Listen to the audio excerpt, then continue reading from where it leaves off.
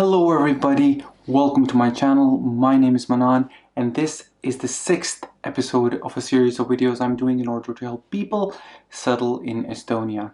This episode is going to be especially interesting because we are going to talk about Estonian people. Before I begin this video, there's something really important that I would like to say. Generally, we should be very skeptical of any generalized statements. All Pakistanis are like this, all Estonians are like this, all Americans are like this. These statements are not necessarily always very conducive to building a relationship. But these generalized statements are in a way necessary for us to convey the experience that we have had. What I'm trying to say here is that please take whatever I say in the context that I have had limited experience here. I have met a limited number of people and I'm only saying that according to the knowledge that I have gained over the 6 years that I have been here. Without much further ado, let's begin.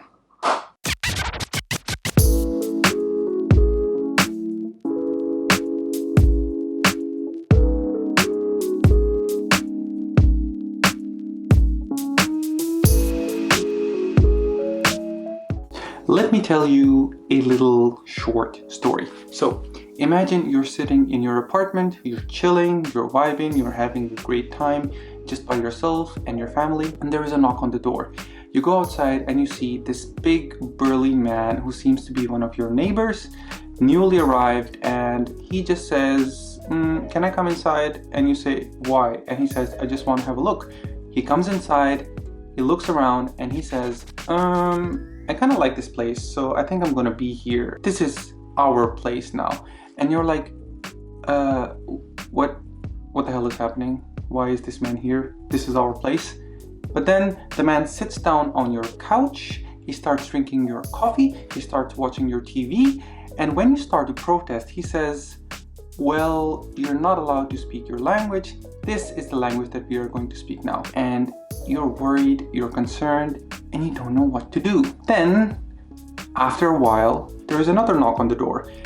You go outside and you see there is another man there. And the man looks inside and says, looks like you're having a problem. Maybe we can band together and then pull this guy outside. So, you say, why not? And you get together with the other guy and then you kick the neighbor out of your house. But then the other guy, the guy that just helped you, says, I kind of like this place. It's much better than mine. I see a lot of good stuff here, so I think I'm gonna settle here. And you're like, but this is my place. What the hell are you doing? And nobody cares. And the guy just settles there. And it's your home. And there's people coming and going and coming and going. So much so that you stop even believing that it's your place. You start to lose your sense of identity. But eventually, a time comes when you find people that share your mindset and you're able to drive out everybody. Finally, this place is your own. Now, anytime there is a knock on the door, you will be afraid. Anytime there is a person outside that looks a little bit different than you, you will be afraid. Anytime there is a person outside that speaks a little different than you, you will be very, very afraid. Your experience has not been good so far. This is a very crude example of what Estonia has been going through for the past hundreds of years. Estonia has been occupied by Denmark, by Sweden, by Russia, not by Russia, by Soviet Union, then Germany, and then Soviet Union again, and then it's just been a ping pong between all these different kinds. And it's a miracle that Estonia has been able to hold together its language, its culture, and its sovereignty intact. Think about it. It has only been 30 years since Estonia has been independent. That's less than my age. Millennials like me were born in the Soviet Union and they saw all the things that have happened here. Soviet Union, the time, has been very cruel to Estonia. More than 10% of the people in Estonia kicked out and sent to Siberian prison camps. More than 7% of the people in Estonia died in World War. It's one of the highest casualties in Europe. So the reason for telling you all of this is to help you understand why Estonians are like they are now. Estonians can be very cold, they can be very indifferent. And how I found out was when I first came to this apartment. So when I first came to this apartment, it's customary in Pakistan that if you go to a new place, you make a meal and then you distribute it among your neighbors. So I made one meal and I took it to my neighbor that lives just right beside me. I knocked on the door, she came outside, I gave her the platter, she took it, went inside, came back, handed it over, said thank you and closed the door.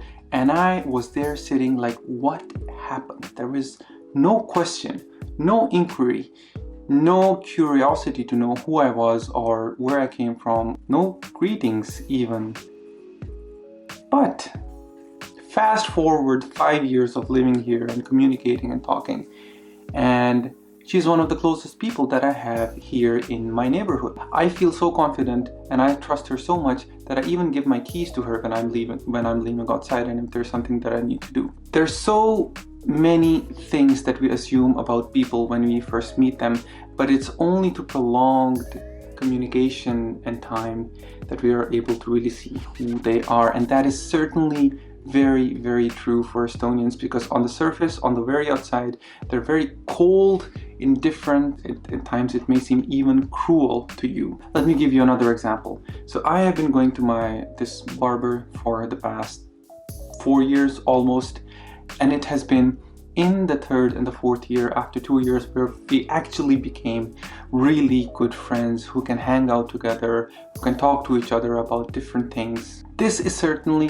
something that I feel is very, very different from any other culture that I have been to. It takes a lot of time, it takes a lot of investment, it takes a lot of attention and persistence if you want to be close to any Estonian person. In fact, if you ask any Estonian person, the majority of their best friends are people they study together in the kindergarten. That is how choosy they are when they are making friends. This Estonian attitude you will see when you go to the grocery stores. When you go to the grocery store, normally if I'm in UK or in Scotland, then they're very cheerful, they smile, they hand you the receipt, and then you say bye-bye, and it's always, a little bit of cheerful experience, then you go.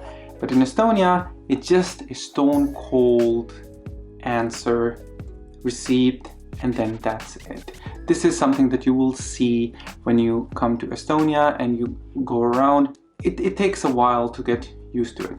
You will also see the Estonian attitude quite heavily when you go out in the public transport. You will see that when Estonians are waiting on bus stop for their train or their buses, then you will see that they are standing apart from each other in a perfectly mathematical harmony. It's amazing to see that in pictures, but I would say that it's even more fun to see that in person. One of the jokes during these corona times in Estonia is that Estonians can't wait for the restrictions to be over, because then they can go back to keeping 7 feet of distance between each other instead of 3 feet right now. That joke didn't land. Customer service in Estonia, it's notoriously bad. It's not very good. I'm sad to say that, but most of the times when I have to deal with customer service, it feels like I am asking them for a favor. It's starting to get a little better, but still, there's a long, long way to go for customer service in Estonia. It's very bad. Let's just keep it like that. Moving on, I think one of the things that I really like about Estonia is the Estonian attitude about books and reading. Estonia is one of the most highly read countries in Europe. Everybody has books. There are so many bookstores here, and they're always packed with people. In fact, a very good gift in Estonia could be a book that you could give as a gift to others. One of the things that I also really like about Estonia is their attitude towards fitness. Now, I come from a culture where fitness is not generally considered very important. It's a something a very few enthusiasts do, but here in Estonia I see almost every person, well, majority of them, and especially Estonian women, taking care of them in ways that is just so encouraging and so motivating. And this is one of the things why I started to really take care of my body and my health when I came to Estonia. It's very encouraging to see, and Estonian gyms, man, they're expensive, but they're packed all the time. There are people just slaying it there all the time. Another thing that I really like about Estonia is their association with nature. Back when Estonia was not Christian, there used to be pagans, people who worshipped trees and nature, and they were the kind of people that I in some ways related to children of the forest.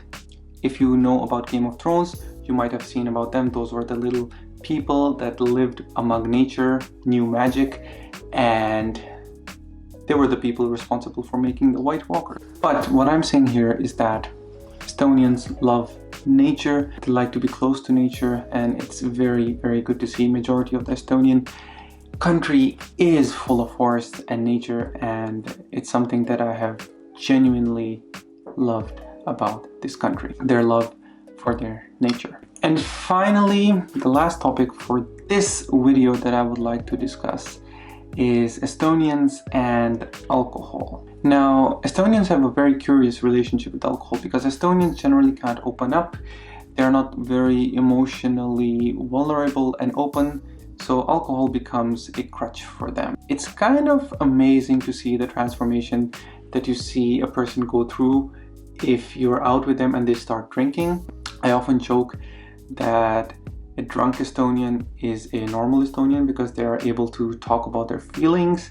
They're able to talk like a normal person should. On another level, I feel it's kind of a sad. I really think that this culture of only being able to open up and connect with somebody over a glass of alcohol is, I think it's not very good. It's a little bit sad actually, and I think there are a lot of people who understand that. And I know a lot of Estonians who abstain from alcohol. But this was this first part of the video. There's going to be a second part of the same topic that we are discussing right now, that is Estonian people. And in the second part, we will discuss what can we do to overcome these challenges. How can we be friends with Estonians? How can we connect with them? And how can we overcome this very difficult challenge that we have here, that is Estonian people.